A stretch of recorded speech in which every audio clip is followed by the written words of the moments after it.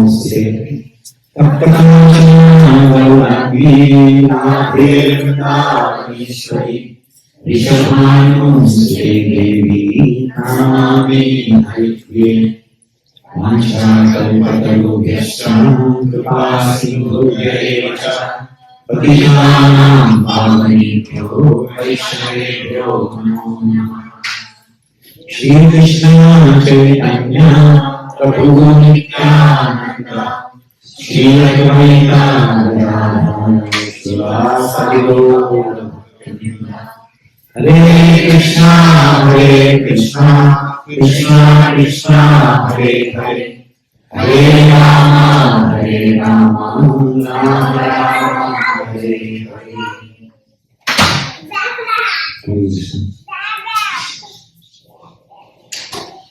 So, I hope everyone had nice lunch and did you all get nice lunch? Okay. I'll try my best not to go to this.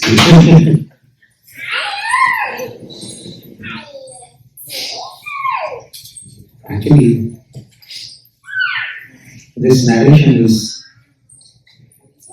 so wonderful.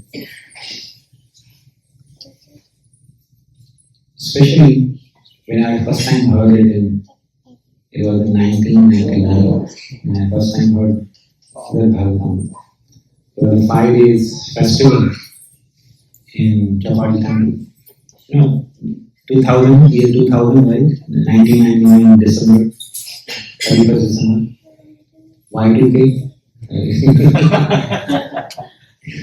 So, that time, there was a festival arranged for 5 days in Chapati Temple. And Holiness Ramanathan Maharaj had directed this part of Bṛhad-bhāgavatāmṛta, even talk of 5 days. And every day it was almost like 3 hours almost. So I just took 2 hours, but Maharaj elaborated on 15 hours. The entire one part of Bṛhad-bhāgavatāmṛta. And of course, the recording was done and I have heard the recording so many times. Multiple times I must have heard that recording. If you get a chance, go on Śaṅkarānanda or here. What I did is just a brief shortcut. But Maharaj has done a very elaborate description on this entire Bṛhad-bhāgavatāmṛta.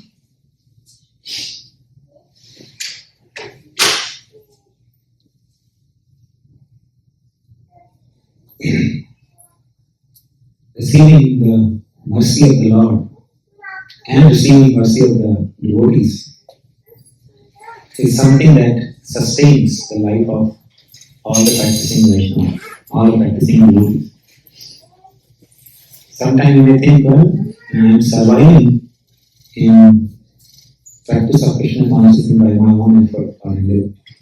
It's actually the mercy of the Lord and the mercy of the devotees, and sometimes even the prayers of the devotees will sustain our life in Krishna consciousness.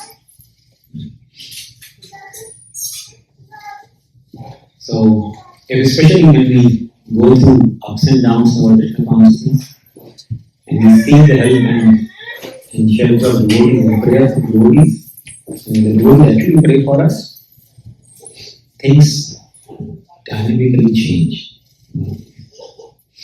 The mercy of, and especially the prayers and mercy of the devotees, is even much more important than the mercy of the Lord. In fact, the journey of Krishna consciousness begins for most of the people through the mercy of the devotees. Sri Rupa Goswami says in Bhakti Rasamrita that bhakti is, or devotional service is actually potency of the, one of the potencies of the Lord. Krishna is the source of bhakti, but Krishna does not give bhakti to anyone. It's very interesting. Krishna's potency, but Krishna does not bestow bhakti to anyone, because if he did bestow on some and he did not bestow on others, it will be partiality against the rule or against the philosophical truth about Krishna that he is impartial to everyone. Therefore, he doesn't give bhakti to anyone. But anyone receives bhakti through the mercy of the devotee. Because devotees have bhakti. Kṛṣṇa doesn't have bhakti. It is an energy. Kṛṣṇa doesn't have bhakti for himself, right? So Kṛṣṇa cannot give. He can give technically, but he doesn't give. But the devotees who actually, from their causes mercy, give the bhakti to others. They go out of their way to give the seed of bhakti to everyone. And we see all of us, if all of us will live in our life, we got introduced to Krishna consciousness by the mercy of some devotees. Ultimately, in our Krishna consciousness, the mercy of Srila Prabhupada, even if somebody did not receive the opportunity to come in contact with devotees, they came in contact. Maybe for a moment with devotees, they gave them a book. And reading a book, they transformed their life.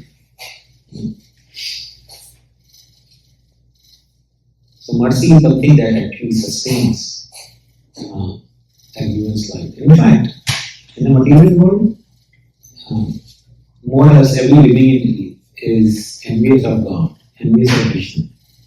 And yet, Krishna makes perfect arrangement to maintain this world. It is mercy.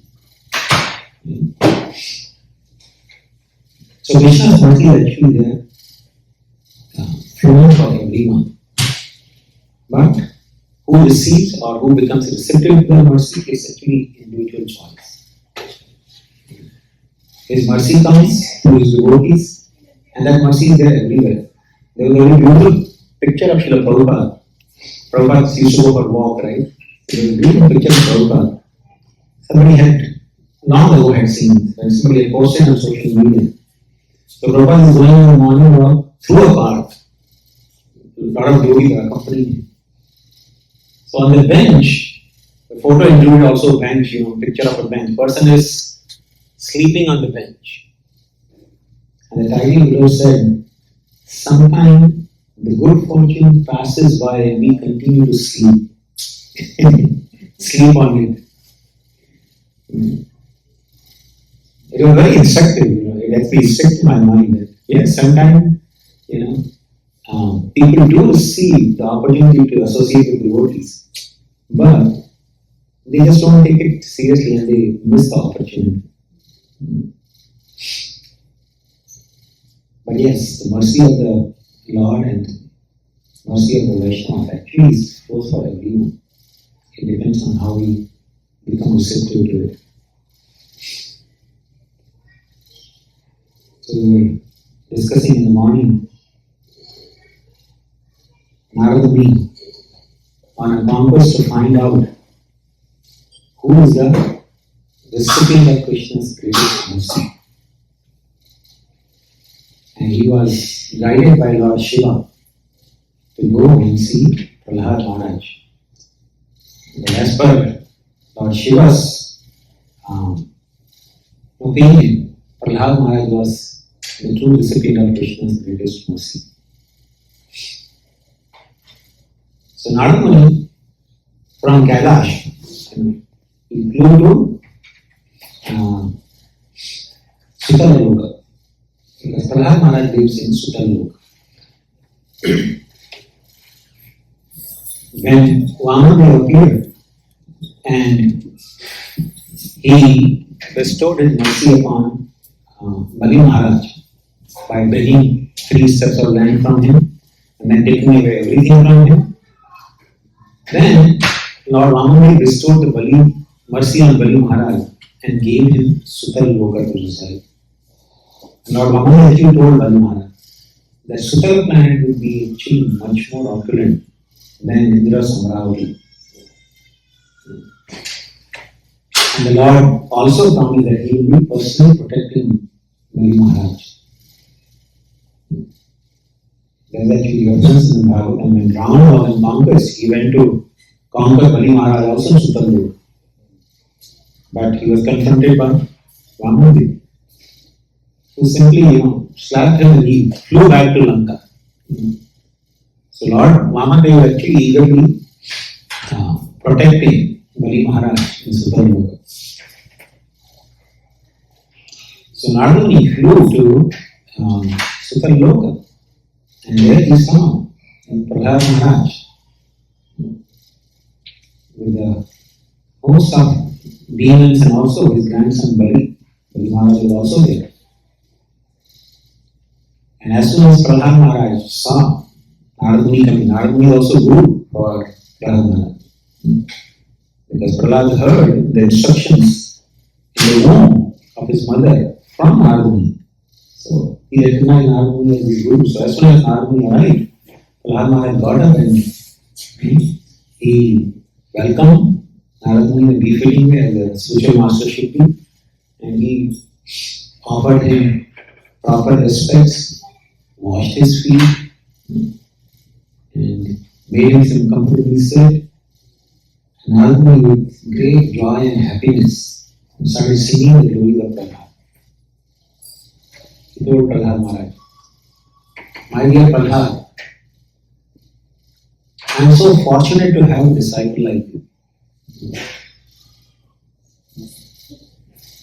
Many people think guru means somebody having a guru, and being a disciple is very fortunate to have a guru. But sometimes to have an exalted disciple also makes guru very fortunate.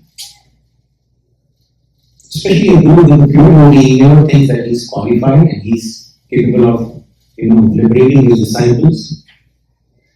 On the contrary, guru thinks otherwise. Like Srila Prabhupada mentioned sometimes. Even if one of my disciples become pure devotee and goes back home back to God, he takes me also back home. So Prabhupada's not. In fact, in the pastimes of Śaṅkarānanda, there is a beautiful instance. Rāmānuja had a disciple named Kṛṣṇa. So,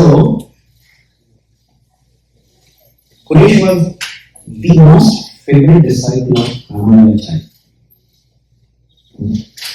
And Kṛṣṇa was a householder, he was married. Rāmānuja had many disciples who were sannyasis and Rāmānuja. But among all the disciples, Kṛṣṇa was his most favorite disciple. So, there were two brahmacharis who used to live in the ashram of Rāmānuja. They were disciples of Rāmānuja. They felt inimical towards Kṛṣṇa, that, oh, this person is householder, and yet our Guru Maharaj, loves him so much. I mean, he is his favorite disciple. So they felt really envious and they used to go around and blaspheme Kṛṣṇa. Oh, Kṛṣṇa is like this, Kṛṣṇa is like that. So, Rāmānuja had given instruction to all his disciples that we are supposed to be worshipping the Lord with pure devotion and we don't ask for anything. And he especially told his disciples, never ask from Lord Ranganath for liberation. Nobody should ask for liberation or going back home back to God. Nobody should ask about that. We are not supposed to be asking anything from the Lord. We should be only serving the Lord. So, Kṛṣṇa was so exalted, disciple of Rāmānuja, that he would actually have a conversation with Ranganath. And Lord Ranganath would actually speak to him. Ranganath is the form of Lord in Ramesha Krishnamurti. So there is a deity of Lord Vishnu, in the sleeping posture called Ranganath Swami. And Ranganath would actually speak, have a conversation with Kṛṣṇa. So one day Kṛṣṇa went, when Rāmānuja was out of town, he was gone somewhere. He went to Ranganath Swami and he said, my Lord, I have one request. And Ranganath said, yes, tell me Kṛṣṇa, what do you want? He said, I want to go back home, back to Godhead. So, Lord said, alright, given, you are going to go back home to Godhead. Kṛṣṇa said, I have one more request. Okay. I want these two disciples of my Gurudev who always blaspheme me, they should also go back home back to Godhead. So Ranganath Swami said, why only these two?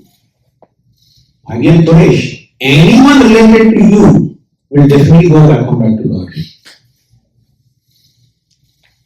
If anyone is related to you anyhow, he will go back to God.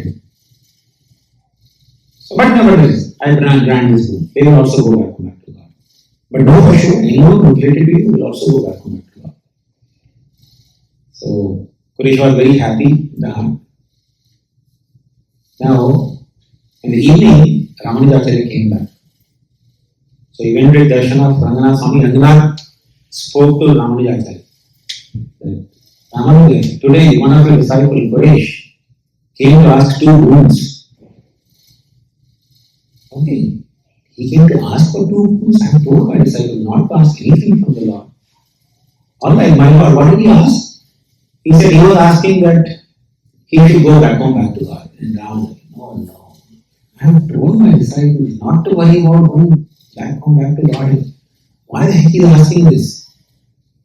Anyway, so what did you tell him, my Lord? So I told him, yes, you will go back to God. I gave him. And what is the second one he asked? He asked that 2 more people should go back to God. And Rama is thinking, oh no. I should go back to God, my wife should go, my son should also go. Who did he ask for? Wife and son? He said, no, he asked about these 2 disciples of yours who always criticize him, who always blaspheme him.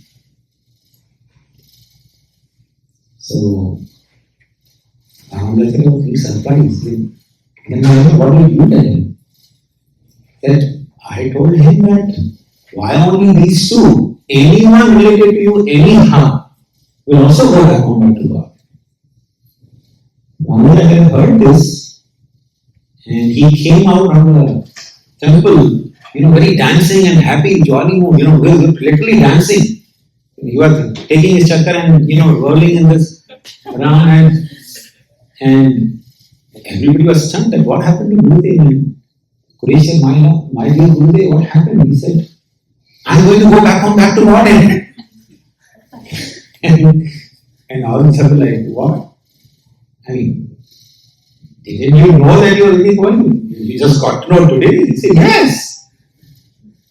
Because the Lord told me, anyone related to Quresh will go back to God. And because I'm related to my Guru, I'm also guaranteed to go back to God. So, Ramanujacharya never thought that he was qualified to go back to God. This is how actually we do this thing. So, similarly, Prabhupada, he never thought that he thought actually, one of my disciple becomes qualified and goes, he'll take me back to God. So, Bṛhad Maharaj, he was being glorified by Narad that Bṛhad, you are so fortunate that the Lord appeared in this world just for your sake. And now we know from Bhagavatam, the Hiranyakashipu was not only tormenting, he was tormenting the universe anyway. All the devatas were being tormented by him very severely. But the Lord did not appear. In fact, after God killed Hiranyakashipu, all the devatas, they came and offered prayers. And if you read those prayers, you understand how much he was tormenting everyone. Like Indra comes and says, my Lord, thank God you killed him. That this person, he has created so much fear in our heart. Our heart, which is supposed to be your residing place, it was replaced by the fear of Hiranyakashipu. So now since you killed him, now again your place in our heart is restored. Otherwise you are consumed by the fear of this Hiranyakashipu. So Indra and Devata were so much afraid of Hiranyakashipu, but the Lord did not appear.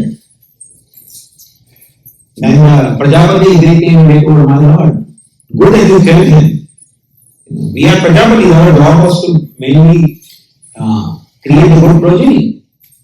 But this person, he could, no, you cannot create anything. I will only create. You are just creating demonic population. And then the trees, they came and they said, my Lord, this person, our descendants were offering sesame and water to us. He was drinking all of it, he was not giving us anything. So we were practically starving. So, in this way, Hiranyakashipu had tormented practically the whole universe. But the Lord still did not appear. But only when Hiranyakashipu started tormenting, or he actually wanted to kill Prahlad with his own hands, that the Lord appeared. So, Narada said, the Lord appeared simply to protect you. And you have such unparalleled devotion to the Lord.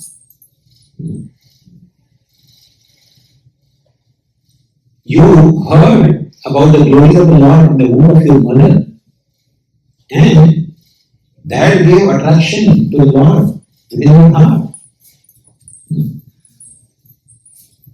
We know from Bhagavad, Prahlad Maharaj will actually sometimes laugh, sometimes cry, sometimes shed tears out of love for the Supreme Lord. So Narada said, you had such elevated love for the Lord that you would actually weep, sometimes cry, sometimes you would be laughing, sometimes you would have, romancha, your hairs would be standing on the end. And when Prahlad Maharaj heard this, he's actually became a little embarrassed. Guru was praising him. So he felt a little embarrassed. He said, my dear Guru, you actually know the reality. Whatever devotion I exhibited, that was just childish attachment. Children sometimes have attachment, right? There was no genuine devotion in me. It was just childish attraction. Like children sometimes have attached to parents or sometimes attached to something. So simply it was a childish affection. There was no devotion in me.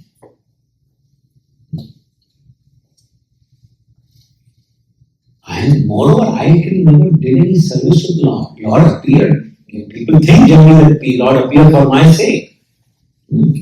But the Lord did not give me any opportunity to do any service to him. He just protected me. He killed my father and all the demons, and then he left. He went away. I could never do any service to him.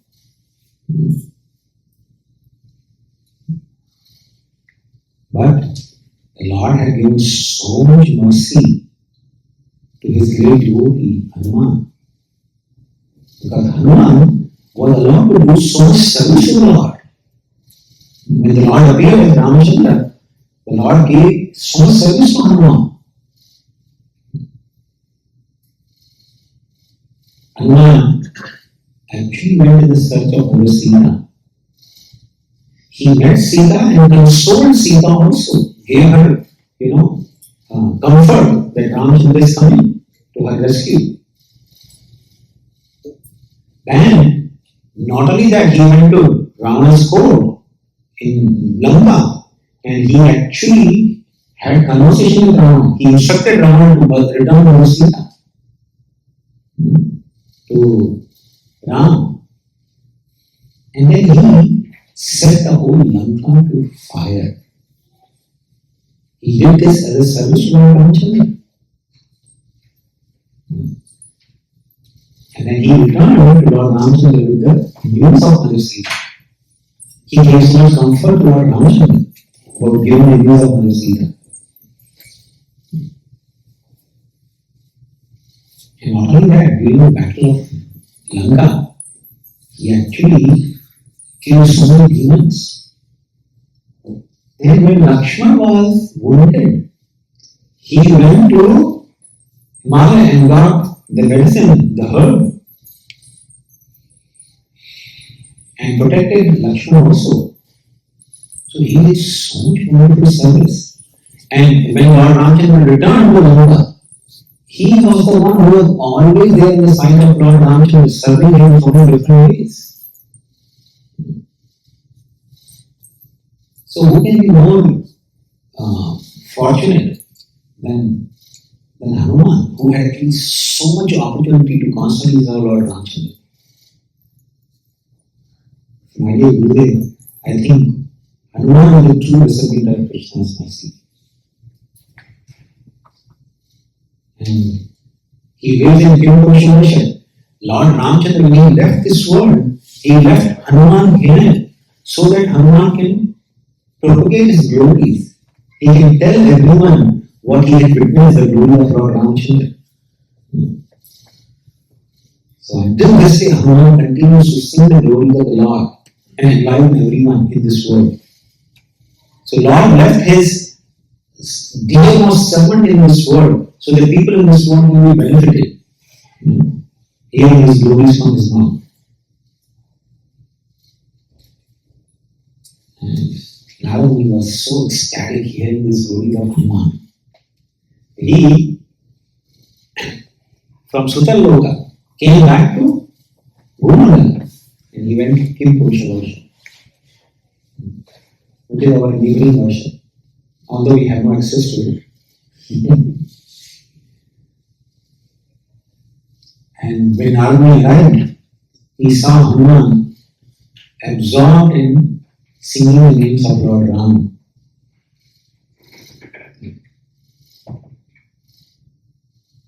And Narada actually started singing the names of Lord Ram. We are singing the glory of Lord Ram. O Lord Ram, O husband of Mother Sita, O brother of Lakshman. We are singing some glory of Lord Ramchandra, and Hanuman, as soon as he saw the sky, because Narada was the sky, and he was singing the glory of Lord Ramchandra from there, seeing Hanuman. Hanuman, when he saw, he jumped up in the sky and went and embraced Narada.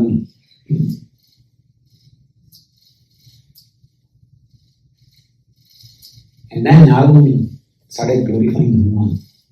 My dear Hanuman, you are so fortunate. Whatever he heard from Bṛhad, he started glorifying that. My dear Hanuman, you are so fortunate. You have done so much service to Lord Ramchandra. You are his personal servant. Wherever you see Lord Ramchandra, Hanuman's deity is always there sitting next to him, right, in his feet. You are so fortunate that you did service to Lord Ramchandra in so many ways. You went searching for Sita, you brought the news about Sita, you burned the Lanka, you saved Lakshman.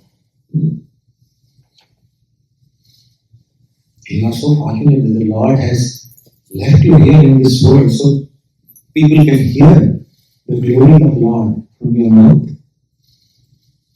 When Hanuman heard this, he became so morose and he said, Narada, don't even remind me of that. It pains my heart so much.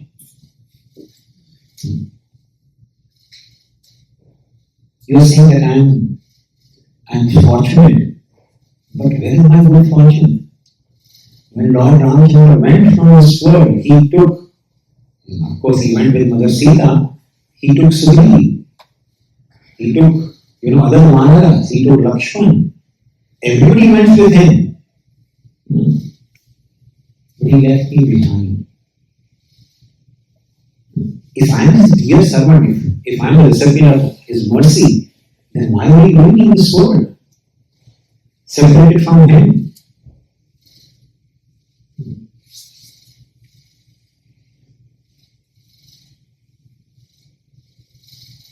Yes, I was fortunate to be in his service, but now I am deprived of that service. Actually, the Lord doesn't have, showered any mercy upon me, otherwise would not have left me here in this world, separate from him. But now the Lord has appeared. He went from this world, but now he has again appeared in this world, and currently he is living in Dwarka. In fact, right now he is, with his dearmost devotees, Pandavas. The 5 Pandavas and their mother Kṛṣṇa, they are so fortunate. The Lord is always there with them, and these 5 brothers, the 5 Pandavas and their mother Kṛṣṇa, they have so much love for the Lord. The Lord gave an opportunity to serve. But these devotees, the Lord Himself is serving. In fact, the Lord acts as their messenger, as their chariot driver, as their assistant, as their counselor. In so many ways He is serving them. And more than that, He has so much love for these devotees, the Pandavas. The Lord is bound with them out of love. So, if you really want to see the mercy, then you should go to the Pandavas because they are the true recipient of Krishna. So Narada was about to go, he was getting ready to go to see the Pandavas. Hanuman said, but wait, listen. You are going to see them, but don't think that because you are brahmachari or I am brahmachari, we are better than them. And they are grahasthas, they are so much entangled in the household life and they are ruling the kingdom. They may be having kingdom and they may be in household life, but they have no interest in all of that. Their heart is completely sold out to the Lord. So Narada said, let's go. You also come with me. We'll go together and see have their darshan. And Hanuman became remorse. He said, no, I cannot go.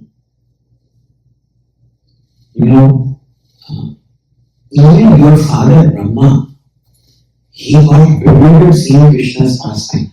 My Lord Ram, he is very simple. His activities are very simple. But in this incarnation, when he appeared, his activities are very bewildering. Even the father, Brahma, got bewildered seeing his activity. And Brahma's Adhikari, he is, so learned. If he got bewildered, I am just a monkey, I'll get more bewildered seeing his pastime. So you go, because you're, learned saying, you understand that this is the Lord's pastime. But I'm a simple monkey. When Lord Krishna, he wants to show me the form of Lord Ramachandra and bestow his mercy upon me, then I will go and see. But now I won't, you go. So Narada said, alright. So Narada actually came to Hastinapur. And he saw Yudhishthira Maharaj talking to the Pandavas. He's saying, let's arrange some more calamity or maybe some big sacrifice. Because Krishna hasn't come to us for a long time now. So let's plan some or plot some calamity so that Krishna knows that we are in trouble, he come running. Sometimes nobody also can cheat like this. And especially devotees like Pandavas, they can definitely cheat the Lord. So, Narada heard, but Yudhishthira Maharaj is saying such a thing.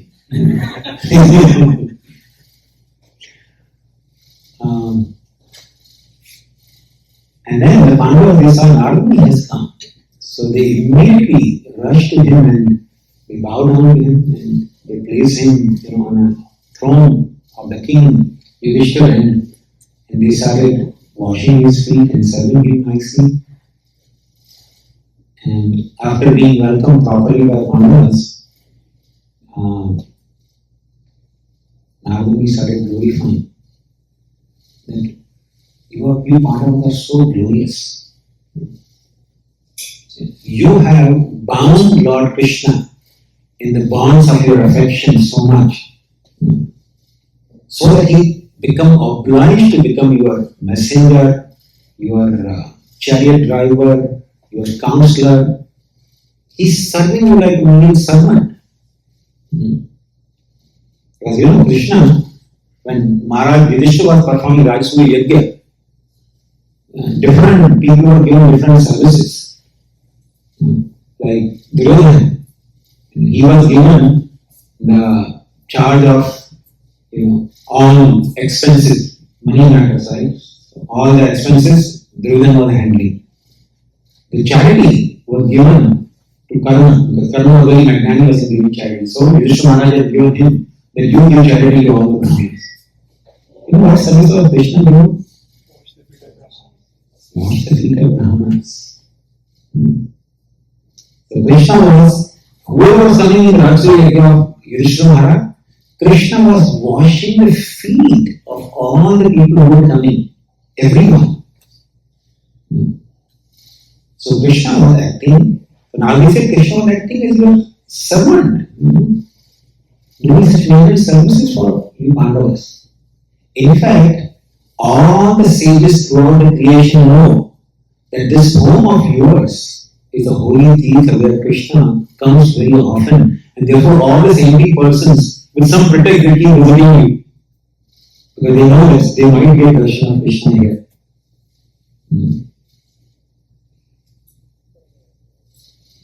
So you Pandavas have actually captured Krishna, the bonds of your love and affection. Yudhishthira Maharaj, he became so unhappy hearing this. He said, my dear sage, what are you talking about? It has been such a long time that we ever saw Krishna. This is mercy of Krishna. Krishna thought, maybe once we have the kingdom, then we will be happy. So after he installed me as the king, he is gone and we have not seen him for a long time now. And moreover, I don't think Krishna, he sided us on the battle of Kurukshetra for me, because Krishna wanted to establish dharma. He wanted to wipe out all the adharmic people. So that's why he just engaged us in his service. But that was only reason why Krishna was always on our side. But now, since we don't have any more calamities coming in our life, we are settled nicely, Krishna is gone. And therefore I am not liking this situation.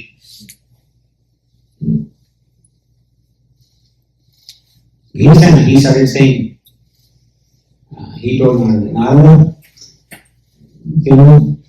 your master, Krishna, he is a great trickster. In fact, he is the chief of all the liars and tricksters. I can never put my trust in him. Frankly speaking, I cannot trust him. And I can never understand him. And Arjuna started speaking. Arjuna said, Devashi, on the battle of Kurukshetra, Krishna was riding on a chariot. He gave me such beautiful instructions. But I feel that those instructions were simply to cheat me. He spoke those words simply to cheat and deceive me so that I can engage in warfare. Because now you see those words are read by impersonalists and they really delight in that. Mayavadi's favorite book is Bṛhad-bhāgavatāmṛta, right? Of course, devotees' favorite book is also Bṛhad-bhāgavatāmṛta. Prabhupada practically takes every verse and smashes the Maya of philosophy. Right? But Arjuna said, because whatever Krishna spoke to me, the impersonalists, those who are demonic in their mentality, they take great delight in reading those words. So I feel Krishna used those words simply to cheat me. And there's been a long time since we ever saw him, so I don't think we have seen any mercy of Krishna. And Nakul and Sahdev, they said, not only what you are saying is correct, we had immense mercy of Krishna, but now we are deprived of that mercy. We don't have his darshan anymore. And Kunti Maharani started speaking. Draupadi spoke. She said, Krishna protected me in so many instances. There were so many, sometimes there was some demonic, person who wanted to spoil my chastity, and Krishna arranged for him to be killed. He was referring to the what are these? Who was the great warrior and brother of King of Virat. Anyway, so there was, when Pandava was really incognito, that time there was a very powerful commander-in-chief of the King of Virat. Kṛṣṇa. Yes. Kṛṣṇa wanted to spoil the custody of Draupadi. And of course, Arjuna and Bhimsen together they killed him. So Draupadi said, Kṛṣṇa arranged for that protection. And in the Kṛṣṇa, when they wanted to strip him of all the clothing, Kṛṣṇa actually protected my dignity by manifesting unlimited cloth. So he has definitely saved me and protected me. But now he has left all of us since long time. In fact, when after the battle of Kurukshetra, my father died, my brother died, my sons died, Kṛṣṇa sat by my side and consoled me with such beautiful words. I keep remembering those words. They gave me great solace now. Since he is not around me, those words only give me great pacification. What he spoke to me during that time. After the battle of Kurukshetra, Draupadi's father was Bṛhad Maharaj, her brother Drishtadumna, and 5 sons of Draupadi were all killed. So Kṛṣṇa had consoled Draupadi. So then Kunti Maharani said, she spoke the same prayer that she speaks in Bhagavatam. That I think, since we haven't faced any calamity for a long time, we have the fortune of seeing Kṛṣṇa on our side. I pray and long for those calamities so that Kṛṣṇa can again be coming closer to us. And then she started saying that, my dear Devashi Narad, the real, actually Pandavas together started saying that the real recipient of Kṛṣṇa's mercy, because you see, we are now settled and Kṛṣṇa is no more with us. But Kṛṣṇa is there with Yadus. Yadavas are actually more fortunate. Because Kṛṣṇa, they get to see Kṛṣṇa every day. Kṛṣṇa sits with them, dines with them, sleeps with them, whole day in the assembly on Kṛṣṇa is sitting with them and he cracks jokes with them. They hear the joking words of Kṛṣṇa. So actually Yadus are most fortunate. So rather than cherishing the hearing that how Yadus are actually always having constant association with Kṛṣṇa, he left for Dwarka. Now you see, in this instance, it appears that having from words of Pandava, it appears that having the constant association of the Lord is the greatest mercy, right? In words of Prabhu, having service to the Lord is the greatest mercy, right? In the words of Hanuman, not just having service, but having loving reciprocation or the love from the Lord. When the Lord actually becomes conquered by your love and starts serving his devotees, that is the real mercy. Now, Pandavas, their moment is because we don't have Kṛṣṇa on our side. And Yadus have. That is the greatest mercy of Kṛṣṇa. And let's see what Yadus say. They have the constant companion. Kṛṣṇa has a constant companion. Right? So, Narmani actually enters into the Sudharma assembly. So, that time Dwarka was having a special hall called Sudharma assembly. Now, the Sudharma assembly was actually brought from heavenly planets. So, you can say, like, this hall is there, right? We are sitting in this hall. But when you are sitting in this hall, you will feel sometimes hungry, sometimes thirsty, right? Sometimes you will feel sleepy, right? Sometimes you will feel tired. Like this time they finish sleeping. Anyone sleeping? So, but Sudharma assembly was brought from the heavenly planets, and the speciality of this assembly is anyone sitting in this assembly hall, in Sudharma assembly hall, will never feel hunger, never feel thirst, never feel the pangs of old age or sleep, anything. I live at the hall.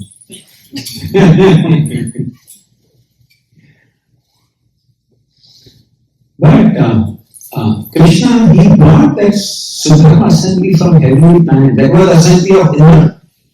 Kṛṣṇa said, I want this in Dwarka. So he took away the assembly hall. So Indra didn't have assembly hall, Kṛṣṇa had. And all the yogis, because they are connected to Kṛṣṇa, they had Sudharma assembly. So all the yogis were sitting in Sudharma assembly along with Ugrasena Maharaj. Kṛṣṇa was not there. So Narayana arrived, and the yogis, because they are all Kshatriya, right? So they were actually sitting and joking and talking casually with each other. And when they saw Narayana coming, they all got up excited and they went. They picked up Narayana on the shoulders. They brought him to the assembly and gave him throne of King Ugrasena to sit on. But Narayana, he simply touched the throne and he sat down on the floor. And when he sat down on the floor, all the yogis sat around him on the floor.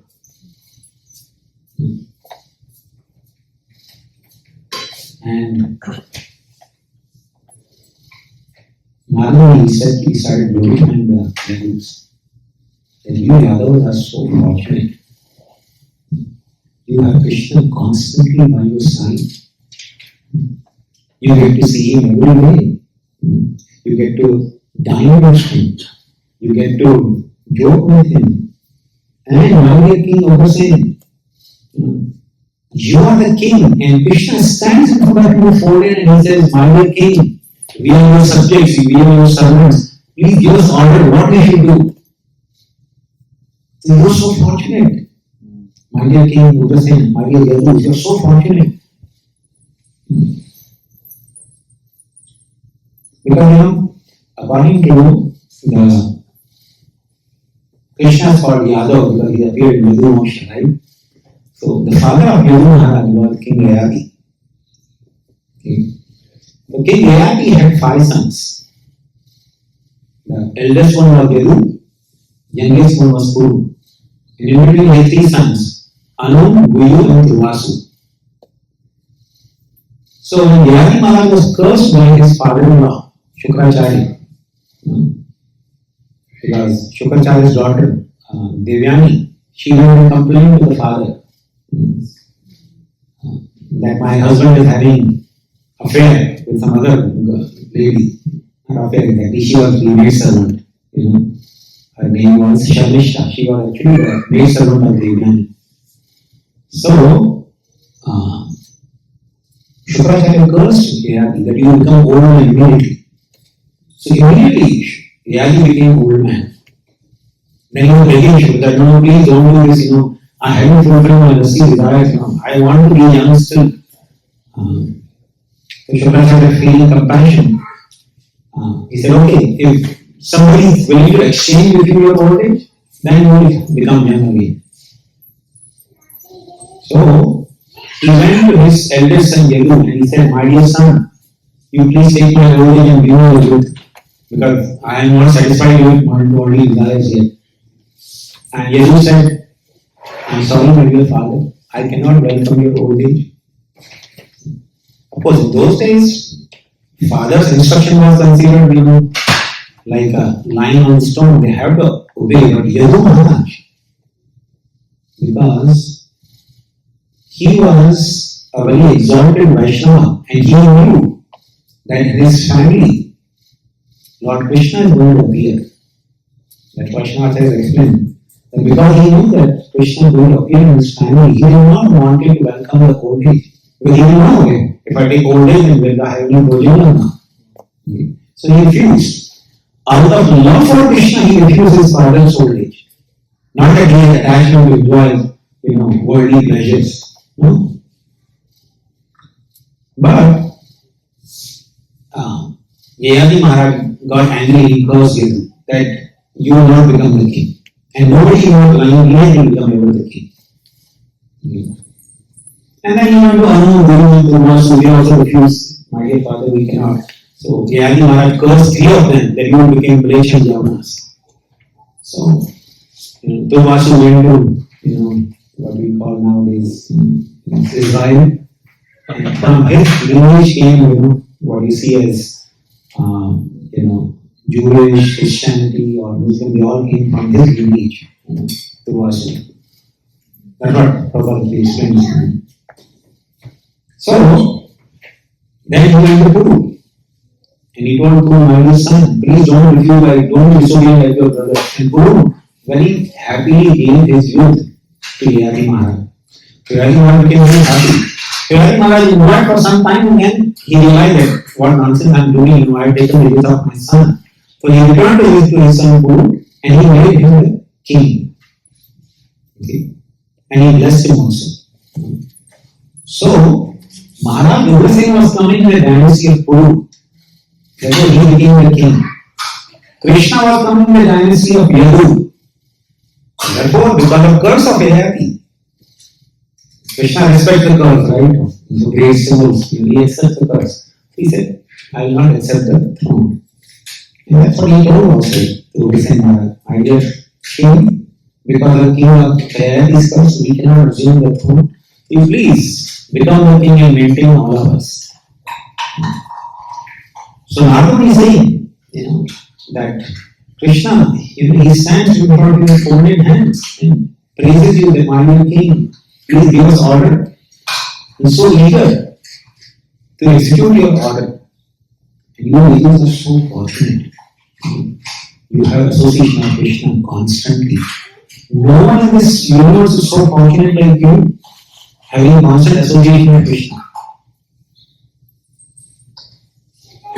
And all the Yadus started saying, my dear Narada, everyone thinks that we have constant association of Kṛṣṇa.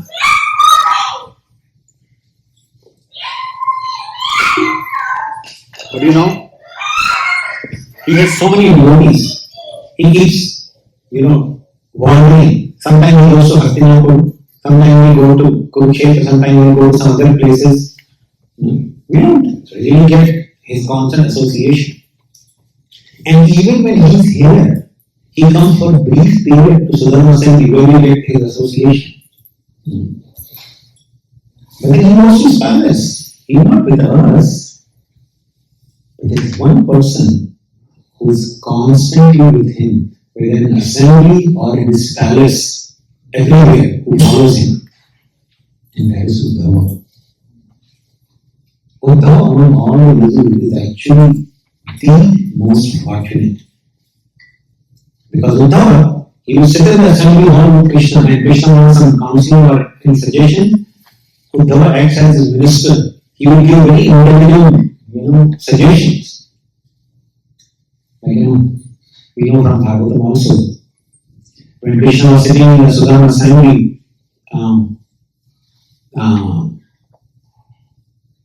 the messengers from the kings who were arrested by Jarasandha, he came. And he told Kṛṣṇa, my dear Kṛṣṇa, these kings, they are taking shelter of your lotus feet and they are begging that please you protect them. So they are seeking your help, that please release them from the bondage of Jarasandha. And that very moment Narada also came. And Narada said, my dear Lord, I am coming from Hastinapur and Yudhishthira wants to perform Rajasuya. So he wants you to come there. So now, 2 people arrive simultaneously. His devotee is messenger Narada, right? That you go to Hastinapur, they want to perform Rajasuya. And then somebody is taking shelter of Kṛṣṇa, right? Seriously taking shelter of Kṛṣṇa. How can Kṛṣṇa neglect somebody taking shelter of him? Right? Oh, where should he go? Will he go to protect the kings or he should go to Hastinapur? He turned to Uddhava. Uddhava, you give suggestion. What do you think? What should I do? And guess what Uddhava said? Uddhava said, my dear Lord, you are devotee Yudhishthira Maharaj performing Rajya Yajna. That is definitely the priority. But that cannot be achieved until unless all the kings become subordinate to Yudhishthira Maharaj. And Jarasandha is never going to become subordinate. Because he himself wants to perform Rajya Yajna. So, in order for Rajya Yajna of Yudhishthira Maharaj to happen, Jarasandha has to die. So, you should go to Yudhishthira Maharaj, and from there, you should go to deal with Jarasandha's problem and kill Jarasandha and relieve all the kings. And this way, protect the devotee who are taken shelter of you. So, Kṛṣṇa liked that solution very much. So, Yadu said, Uddhava is always giving such wonderful counsel and suggestions to Kṛṣṇa. Kṛṣṇa absolutely loves his suggestions. And moreover, Uddhava is there always in the assembly hall, but when Kṛṣṇa goes to his palace, Uddhava goes and massages his feet. In fact, Uddhava sleeps in the night holding Kṛṣṇa's feet to his chest. That's how he goes to sleep.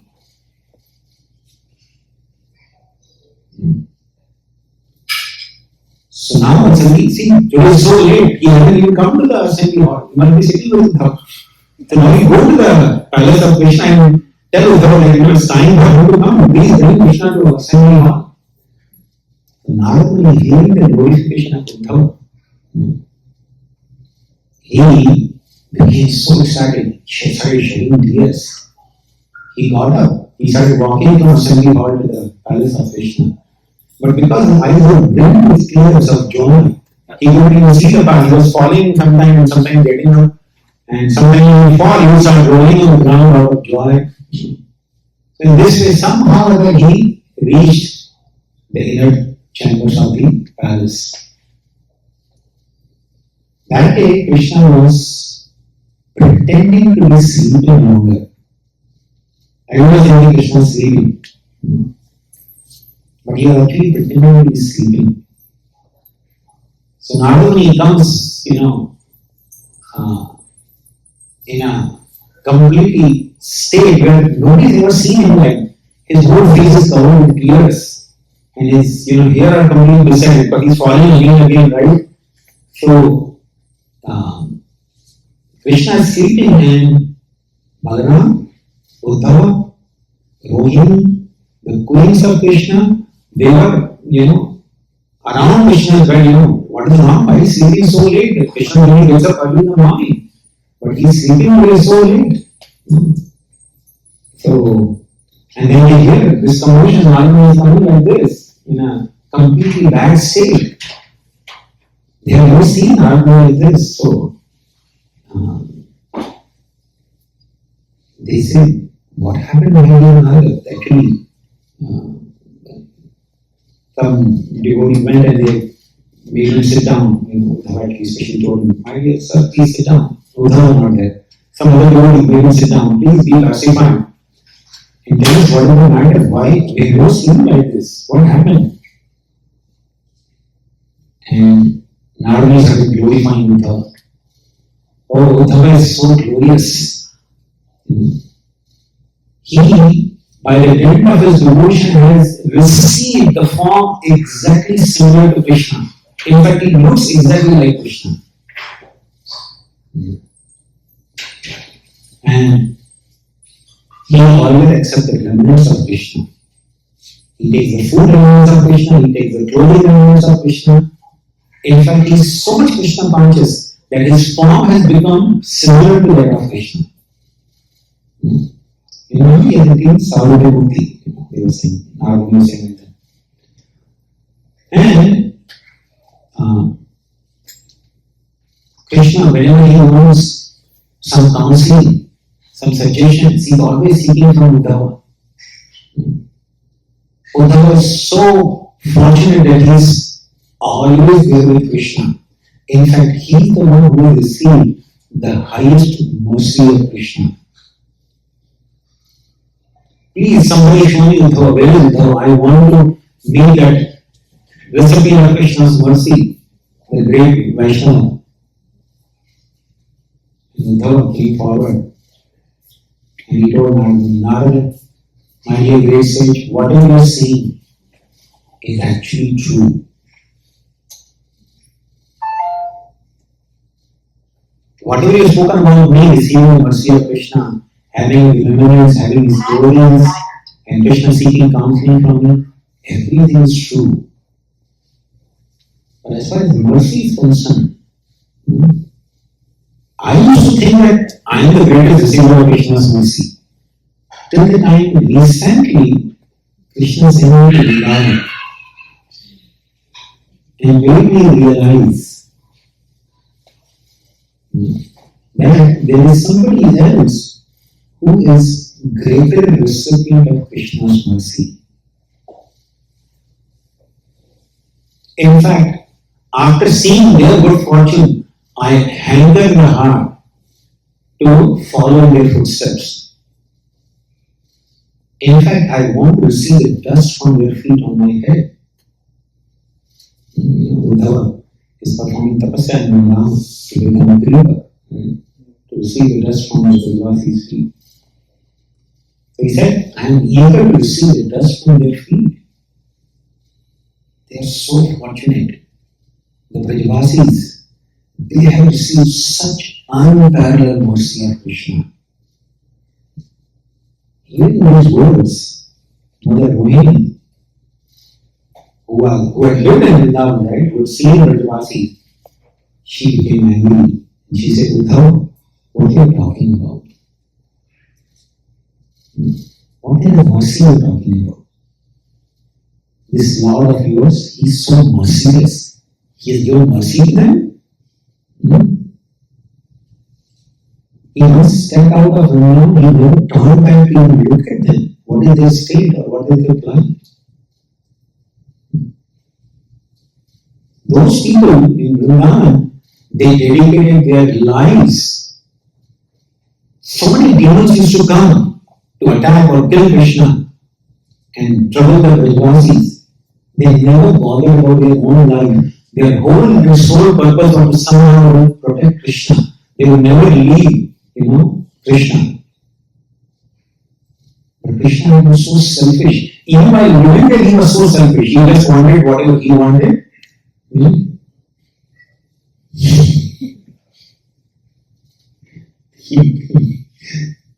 I've heard these words somewhere else also. He asked for trouble.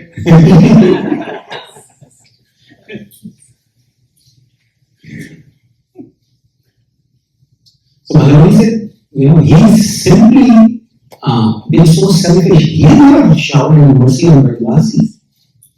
In fact, those people who dedicated their lives, their soul, everything to Krishna, once Krishna stepped out of Vrindavan, he never turned back. And when he came from Gurukul, I told him that because Mother Rohini was brought later. Krishna and Balram, they left early from Vrindavan, but after Kamsa was killed, Vasudeva went and actually brought Rohini also back.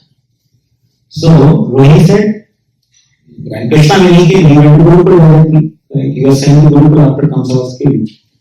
So, and Krishna was in Gurukul for 2 months, for 60 days.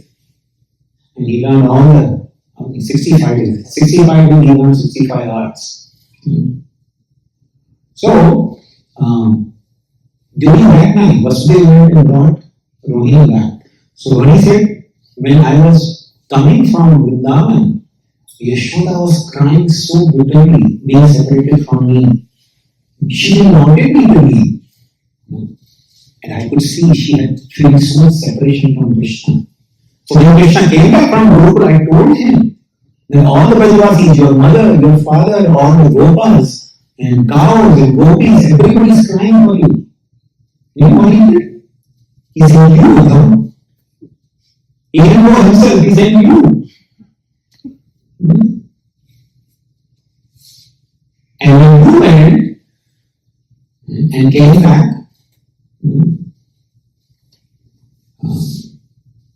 He heard from you the plight of the Bṛhad-bhāgavatāmṛta, but he never thought of going to Vrindavan. He simply tormented them. That time, Kamsa's mother, her name was Padmavati, she was kind of little off, really crazy. She said to him, she started just saying, what nonsense you're talking? Our prince, this Kṛṣṇa, he belongs to Yadurva, this poor boy, Nanda and Yashoda, they tortured this boy. They used to send him to pasturing grounds to take care of cows. Our boy is meant for taking care of the cows in the forest, and Yashoda was so cruel, she didn't give him shoes. He was going barefoot to the forest.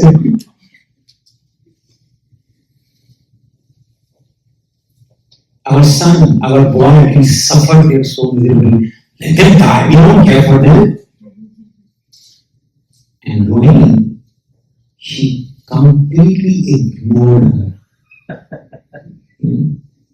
A mother-in-law relationship kind of. She completely ignored her. And she continued to speak that you are saying that your master has showered mercy on Bṛhad-vasis. But those Bṛhad-vasis, after Kṛṣṇa left, have been simply weeping and crying, hoping that someday Kṛṣṇa will come back.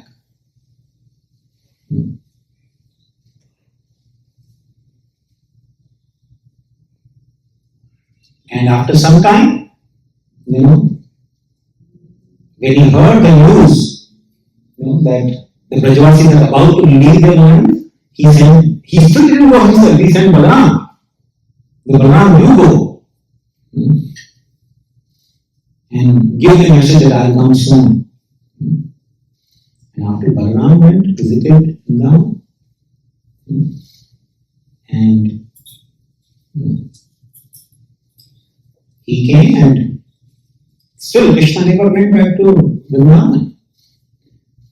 He's so cruel. What kind of affection or what kind of mercy he has showered upon the Bṛhad-vasis. That time, Rukmini, she spoke in little bit angry mood. She said, Mother, what are you saying? You don't know what is in his heart. Our husband is, so soft-hearted. Because you don't know the reality about his heart, therefore you are speaking these ignorant words. He is, sleeping. We sleep with him, he is sleeping, and in the sleep he constantly calls the names of, sometimes he calls the name of Mother Yashoda, sometimes he calls Nanda Maharaj, sometimes he calls his coward friends, the Gopals, sometimes he calls the names of cows, and sometimes he will look at me, he will say, Chandravali, why like this? And sometimes he will call out the name of Radha or Lalita. And just yesterday only, he was seeing some dream. And dream was often calling names of gopis. And that time, Satyabhama, she became angry. She said, Rukmini, why do you sleep? Even when he is awake in the daytime. All he will see is around all of us, he can see only Bṛhad-vasis. He can only call out the names of Bṛhad-vasis.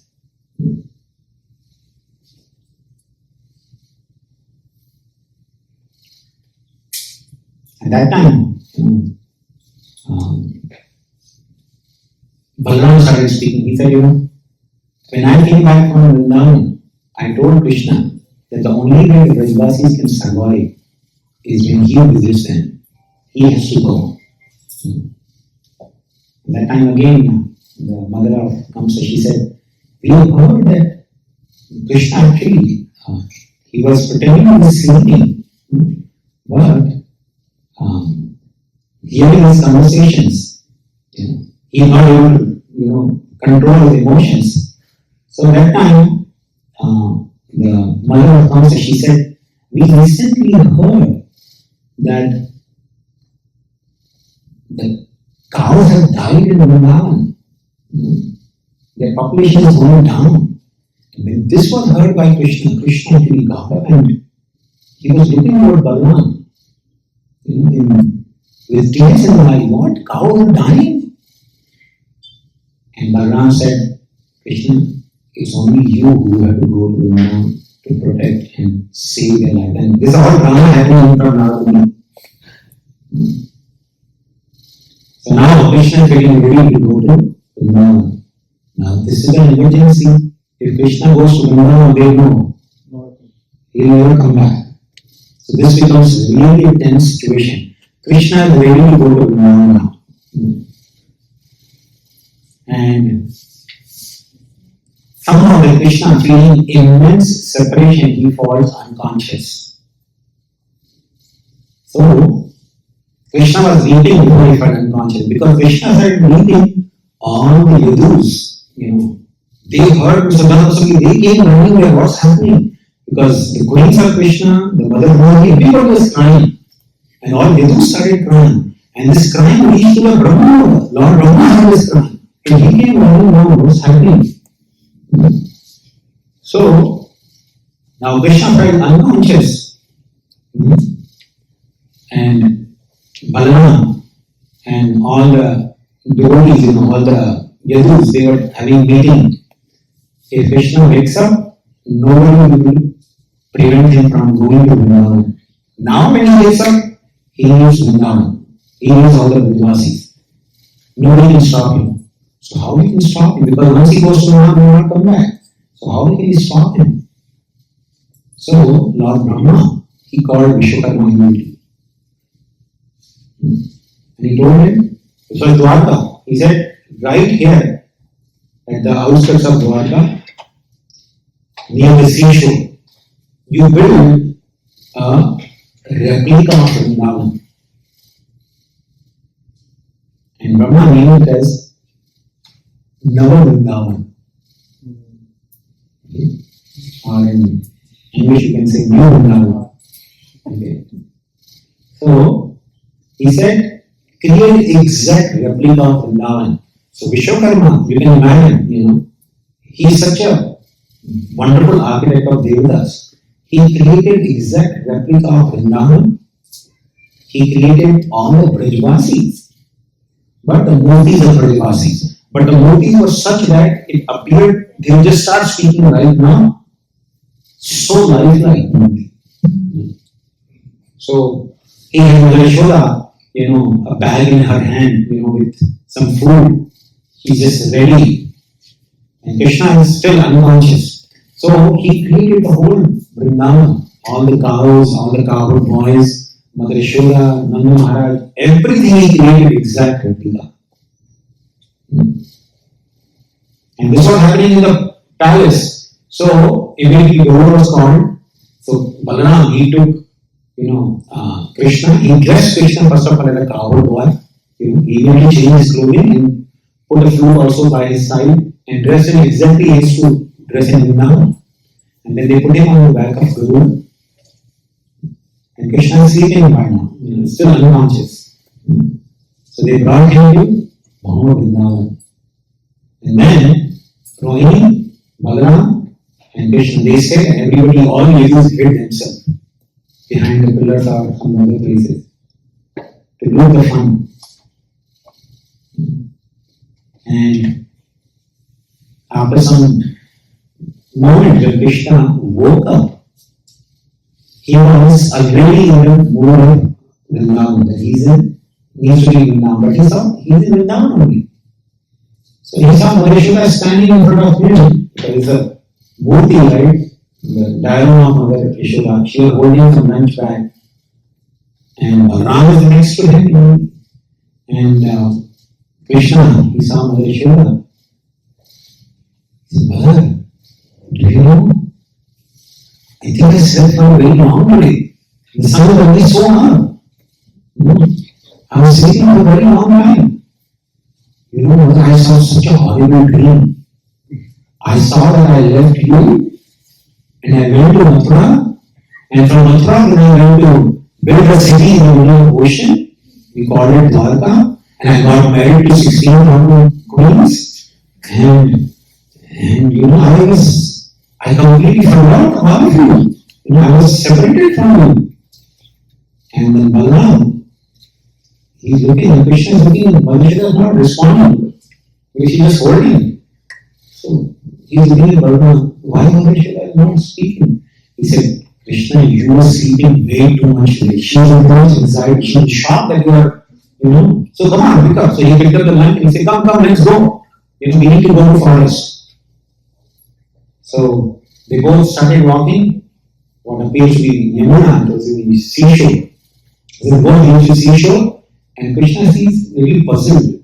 Yamuna doesn't look like this Yamuna, this is ocean. And then he heard a rattling of chariots. And Krishna looked in that direction, he saw the whole city of Dwarka. And then he looked at Balaram. Balaram said, Krishna, you are in Dwarka.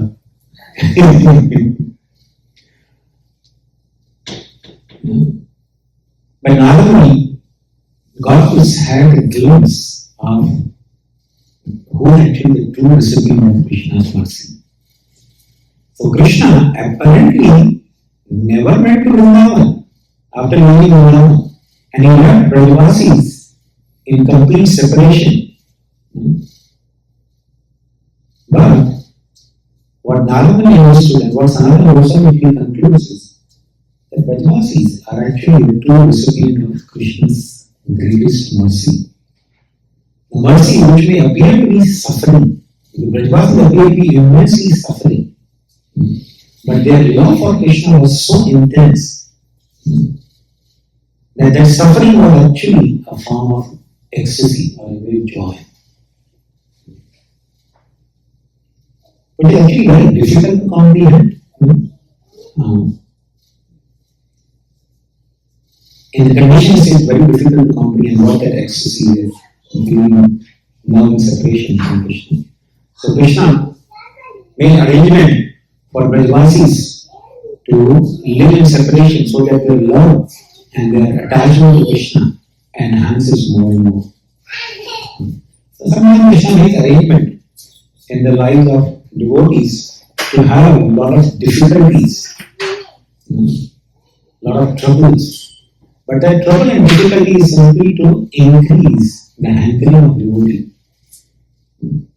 To be in the association of devotees, to be in the association of the great souls who can actually help us to remind of Krishna.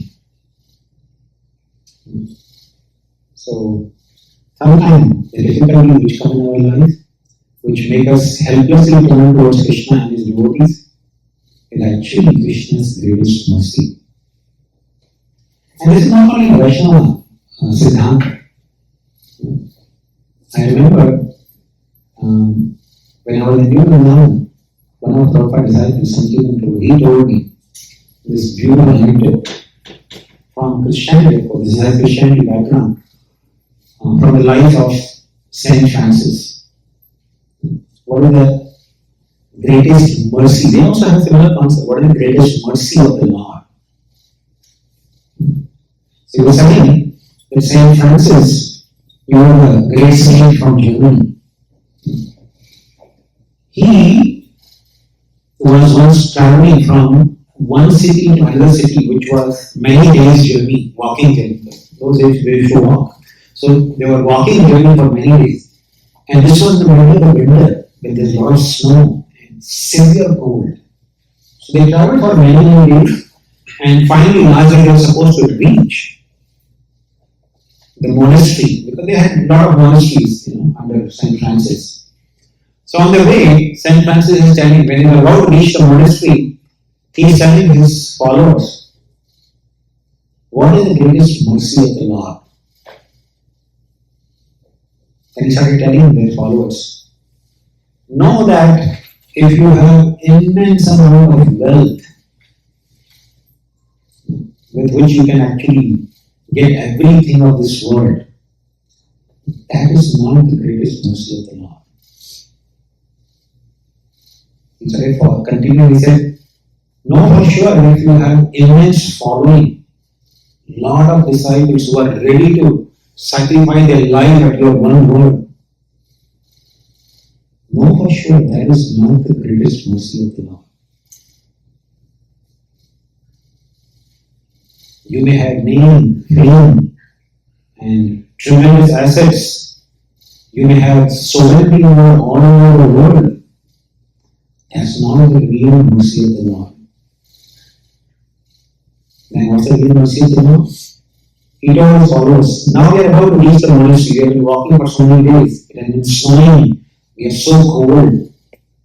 Now just imagine when we reach the monastery, we knock at the door.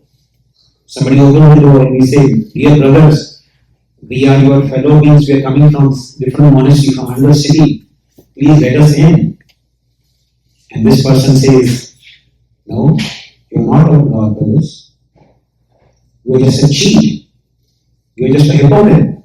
Get lost from here. And he slammed the door at you.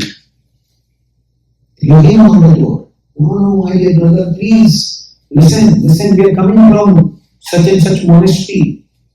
We belong to the same mission. Please let us in. He opens the door. He said, don't bother me. You are just a hypocrite. I'm not going to let you in. Just get lost from here. And then he slams the door.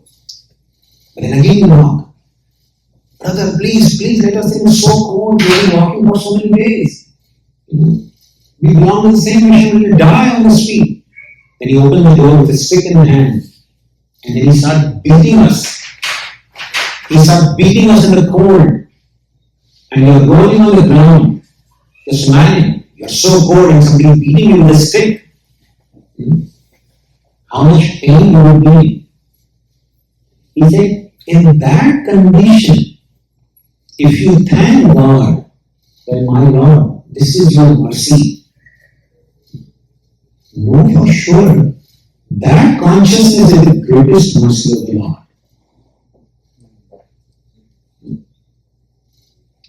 Something like that. In Bhagavatam is there, right? Do you remember some words? Brahma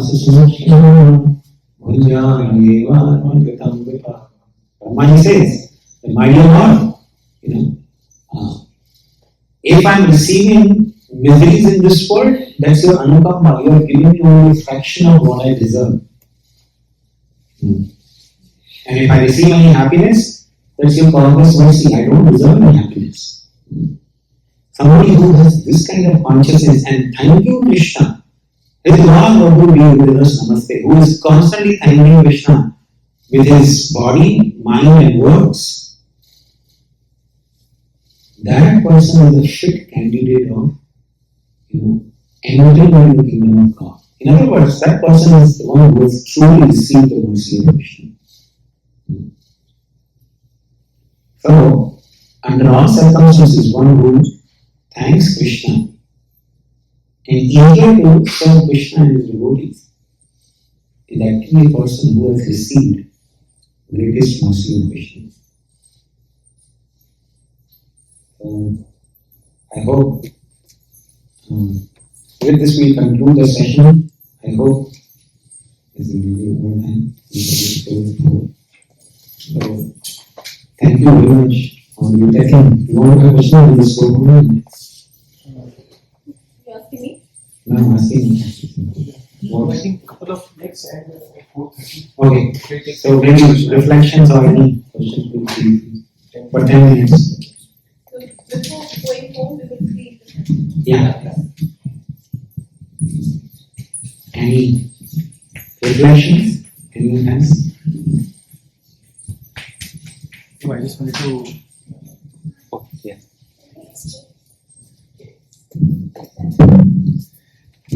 I just want to mention why we chose this topic. I thought of having this topic. So on Saturday, when I had a Saturday morning class, one of the questions came from one of the devotees that why in Bhagavatam so much mention is there about Brajvasis and not so much of Rukmini Devi, because I was speaking of Rukmini Devi also in that class. So then I pinged him, we should read Bṛhad-bhāgavatāmṛta and your answer will be, your question will be answered. So then I thought maybe we can take that session. So now we understand that why the Brajvasis are so much glorified in Bṛhad-bhāgavatāmṛta because they were very, very dear to Kṛṣṇa.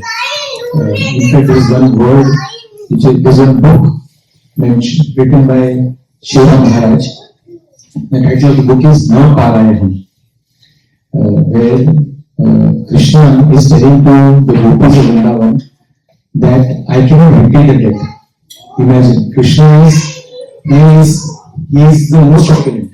He has ability to give, but he tells to the gopis, Now Parayana, that whatever you have done for me, I cannot repay that. And just that word, I cannot repay, is the title of the book. Now Parayana, I cannot repay. So the gopis of Vrindavan are that glorious because even if then Kṛṣṇa was not there, they continuously, the gopis of Vrindavan, their consciousness, including Yashoda Maiya and all the Brajvasis, they were completely absorbed in Kṛṣṇa. So it's very nice story by Sanatana Goswami, and thank you. Earlier times, although I felt that we should have one full session on this, finally Kṛṣṇa heard through you that we had. Actually, I didn't. Maybe that battery is gone. I didn't go into the details of the gopis aspect because that subject matter is actually very deep and it's very difficult in present culture to even appreciate it. As Kali is progressing, it's becoming more and more difficult even to have the relevance of that law of gopis for the Supreme Lord Sri Krishna. Now, when I look into maybe 30 or 40 years back when I was growing as a teenage boy, I can relate to that much more because culture was very different. I remember one of the ISKCON devotees, sannyasis, he was mentioning, he was actually American, born and brought up in America. He was saying, when he was growing up as a teenage boy here in America, his sister, she had a boyfriend. And this is we're talking about, 70s, early 70s we're talking about, or late 60s, early 70s. So he said, because she had a boyfriend, everybody in the neighborhood was talking about our family. Oh, this girl has a boyfriend. He said it was so uncommon for having, boyfriend-girlfriend relationship. It was very, very uncommon. And if a girl had a boyfriend, it was looked down. It was not something very normal. It was looked down.